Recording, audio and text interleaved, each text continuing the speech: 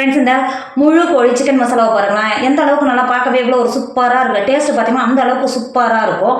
இன்றைக்கி நம்ம முழு கோழியை வச்சு சூப்பரான சிக்கன் மசாலா தான் செய்ய போகிறோம். எப்படி செய்யலாம்னு பார்க்கலாமா? Hi friends, welcome to Kerala சமையல். இந்த கேரளா சமையலில் முழு கோழியை வச்சு நம்ம சிக்கன் மசாலா தான் செய்ய போகிறோம். வாங்க எப்படி செய்யலாம்னு பார்க்கலாம். நான் இன்றைக்கி சிக்கன் மசாலா பண்ணுறதுக்கு முழு சிக்கன் தான் எடுத்திருக்கேன். இந்த சிக்கனோட வெயிட் வந்து 1.5 கிலோ இருக்குது. இந்த சிக்கனை நல்லா கழுவிட்டு தண்ணியெல்லாம் வடிகட்டி எடுத்து வந்திருக்கேன். இந்த இருக்கு பாருங்க, இந்த சைடில் இந்த மாதிரி கட்டி வச்சு மசாலாலாம் பிடிக்கிறதுக்கு இந்த மாதிரி கட் பண்ணி கொடுத்துக்கோங்க. இந்த மாதிரி கட் பண்ணி கொடுக்கும்போது நல்லா மசாலா பிடிக்கும். உப்பு காரம் இதெல்லாம் பிடிச்சி சிக்கன் சாப்பிட்றதுக்கு அந்தளவுக்கு டேஸ்ட்டாக இருக்கும். இந்த மாதிரி கட் பண்ணி கொடுத்துக்கோங்க. இந்த மாதிரி கட் பண்ணி கொடுத்துட்டு லெக் பீஸ் இருக்குது பார்த்தீங்களா, இந்த லெக் பீஸ் சைடும் இந்த மாதிரி கட் பண்ணி கொடுத்துக்கோங்க. அந்த சைடு இருக்கிற லெக் பீஸும் அதே மாதிரி கட் பண்ணி கொடுத்துக்கோங்க. சிக்கனை கட் பண்ணி கொடுத்துட்டு சிக்கனை மாற்றி வச்சுக்கோங்க. சிக்கன் மசாலா செய்கிறதுக்கு இப்போ அடுப்பில் ஒரு கடாய் வச்சுக்கோங்க. 3 டேபிள் ஸ்பூன் எண்ணெய் சேர்த்துக்கோங்க. எண்ணெய் சேர்த்து எண்ணெய் நல்லா சூடாயிடுச்சு. 10 பல்லு பூண்டை பொடியாக கட் பண்ணி வச்சுருக்கேன். இப்போ உள்ள சேர்த்து கொடுத்துக்கோங்க. அது கூடவே 2 டேபிள் ஸ்பூன் இஞ்சியை பொடியாக கட் பண்ணி வச்சுருக்கேன். இப்போ சேர்த்து கொடுத்துக்கோங்க. சேர்த்து கொடுத்துட்டு 2 செகண்ட் நல்லா கிண்டி கொடுத்துக்கோங்க. கிண்டி கொடுத்துட்டு பொடியாக கட் பண்ணி வச்சுருக்கிறேன் பச்சை மிளகாயும் உள்ள சேர்த்துக்கோங்க. பச்சை மிளகாய் சேர்த்து கொடுத்துட்டு வதங்கணும்னு அவசியம் கிடையாது. மீடியம் சைஸ் 3 வெங்காயத்தை நீல வாக்கில் கட் பண்ணி வச்சுருக்கேன். இப்போ சேர்த்து கொடுத்துக்கோங்க. அது கூடவே 20 சின்ன வெங்காயத்தை கட் பண்ணி வச்சுருக்கேன். இப்போ சேர்த்து கொடுத்துக்கோங்க. சேர்த்து கொடுத்துட்டு 2 டேபிள் ஸ்பூன் உப்பு சேர்த்துக்கோங்க. சேர்த்துட்டு வெங்காயத்தை ஒரு 10 நிமிஷத்துக்கு வதக்கிக்கோங்க. இப்போ பாருங்கள், வெங்காயம் எந்த அளவுக்கு நல்லா இஞ்சி போட்டு பச்சை மிளகாய் சேர்த்து நல்லா வதங்கி வந்துருக்கு பார்த்தீங்களா. இப்போ இந்த ஸ்டேஜில் பழுத்த 2 தக்காளியை கட் பண்ணி வச்சுருக்கேன். இப்போ சேர்த்து கொடுத்துக்கோங்க. சேர்த்து கொடுத்துட்டு தக்காளியும் ஒரு 10 நிமிஷத்துக்கு வதக்கிக்கோங்க.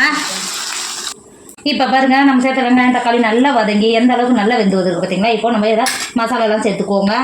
2 டேபிள் ஸ்பூன் காஷ்மீர் மிளகாத்தூள் சேர்த்துக்கோங்க. நம்ம காரத்துக்கு ஏற்கனவே பச்சை மிளகாய் சேர்த்துக்கிறோம். 2 டேபிள் ஸ்பூன் மட்டும் காஷ்மீர் மிளகாத்தூள் சேர்த்து கொடுத்துக்கோங்க. அது கூடவே 2 டேபிள் ஸ்பூன் சிக்கன் மசாலா சேர்த்துக்கோங்க. அது கூடவே 1 டேபிள் ஸ்பூன் மிளகுத்தூள் சேர்த்துக்கோங்க. 1/2 டேபிள் ஸ்பூன் கரம் மசாலா சேர்த்துக்கோங்க. நீங்கள் சூப்பர் மார்க்கெட்டுக்கு போனால் இது மாதிரி சிக்கன் கியூப்னு கேட்டால் அவங்க கொடுப்பாங்க. நான் சூப்பர் மார்க்கெட்டில் இருந்து தான் வாங்கினேன். நான் 2 சிக்கன் கியூப் எடுத்திருக்கேன். இப்போ சிக்கன் கியூப் உள்ள சேர்த்து கொடுத்துக்கோங்க. சிக்கன் கியூப் சேர்க்கறதுனால உப்பு அதிகமாக சேர்க்கணும்னு அவசியம் கிடையாது. சிக்கன் கியூப்லேருந்தே உப்பு எக்ஸ்ட்ராவே நமக்கு இருக்கும். சேர்த்துட்டு ஒரு டைம் மசாலாவோட பச்சை வடை பிறகு ஒரு 5 நிமிஷத்துக்கு நல்லா வதக்கிக்கோங்க. இப்போ பாருங்கள், ஒரு 10 நிமிஷம் ஆகிடுச்சு. நம்ம மசாலாவோட பச்சை வடையெல்லாம் போய் நல்லா வதங்கி வந்திருக்கு. இப்போ இந்த ஸ்டேஜில் 1 டேபிள் ஸ்பூன் சோயா சாஸ் சேர்த்துக்கோங்க. சோயா சாஸ் சேர்த்து கொடுத்துட்டு அது கூடவே 1 டேபிள் ஸ்பூன் டொமேட்டோ கெச்சப் சேர்த்துக்கோங்க. சேர்த்து கொடுத்துட்டு அது கூடவே ஒரு பெரிய சைஸ் குடமிளகாவை பொடியாக கட் பண்ணி வச்சுருக்கேன். இப்போ உள்ள சேர்த்து கொடுத்துக்கோங்க. குடமிளகா சேர்த்து கொடுத்துட்டு அதோட சேர்த்து ஒரு டைம் நல்லா கிண்டி கொடுத்துக்கோங்க. இந்த அளவுக்கு நல்லா கிண்டி கொடுத்துட்டு நம்ம ஏற்கனவே கழுகி கட் பண்ணி எடுத்து வச்சுருக்கோம்ல முழு சிக்கனை இப்போ உள்ள சேர்த்துக்கோங்க.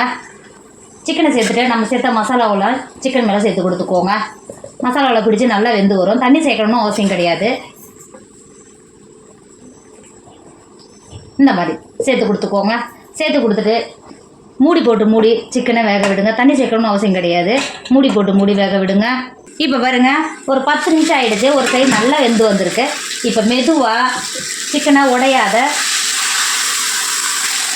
திருப்பி சேர்த்து ஒரு பக்கம் நல்லா வேக விடுங்க. இப்போ பாருங்கள், திருப்பி சேர்த்து ஒரு 10 நிமிஷம் நல்லா வெந்து வந்திருக்கு.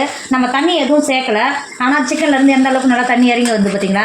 நீங்கள் சிக்கனை வேக வைக்கும்போது லோ ஃப்ளேமில் வேக வைக்கணும். வேக விட்டால் மட்டும்தான் சிக்கன்லேருந்து அந்த கொழுப்பு தண்ணி எல்லாமே இறங்கி வரும். இப்போ சிக்கனை திரும்பவும் உடையாமல் மெதுவாக திருப்பி சேர்த்துக்கோங்க. திருப்பும்போது அடியில் ஒரு கரண்டியை வச்சு மேலே ஒரு கரண்டியை வச்சு திருப்பினீங்கன்னா சிக்கன் உடையாமல் வரும். இந்த மாதிரி திருப்பி சேர்த்துக்கோங்க. திருப்பி சேர்த்துட்டு இன்னொரு சைடு வேக விடுங்க. இதே மாதிரி திருப்பி ஒரு 5-6 தடவை திருப்பி போட்டு வேக வச்சாதான் சிக்கன் நம்ம ஃபுல் சிக்கன் எடுத்ததுனால நல்லா சாஃப்டாக வெந்து வரும். மசாலாவும் மேலே சேர்த்துக்கோங்க. சேர்த்துட்டு சிக்கனை நல்லா சாஃப்டாக வேக விடுங்க.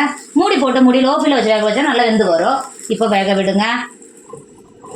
இப்போ பாருங்கள், சிக்கனை எந்த அளவுக்கு நல்லா வெந்து வந்திருக்கு பார்த்தீங்களா. அந்த அளவுக்கு நல்லா சாஃப்டாக வெந்திருக்கும். அங்கே பாருங்கள், ஒரு கத்தியோ ஒரு தூப்பிக்கோ வச்சு குத்தி பார்த்தீங்கன்னா நல்லா சாஃப்டாக இறங்கும். அந்தளவுக்கு சிக்கன் நல்லா வெந்து வந்திருக்கு. நம்ம தண்ணி எதுவும் சேர்க்கலாம். ஆனால் சிக்கன்லேருந்து எந்த அளவுக்கு தண்ணி இறங்கி வந்திருக்கு பார்த்தீங்களா. இப்போ லாஸ்ட்டாக ஒரு கைப்பிடி அளவு மல்லி அழியை சேர்த்து கொடுத்துக்கோங்க. சேர்த்து கொடுத்துட்டு சிக்கனை வேறு ஒரு பாத்திரத்துக்கு மாற்றிக்கோங்க. இப்போ பாருங்கள், முழு கோழி சிக்கன் மசாலா சூப்பராக ரெடி ஆகிடுச்சு. இதோட டேஸ்ட்டும் வாசனையும் அந்தளவுக்கு சூப்பராக இருக்கும். சிக்கனும் நல்லா பஞ்சு போல் வெந்திருக்கும்.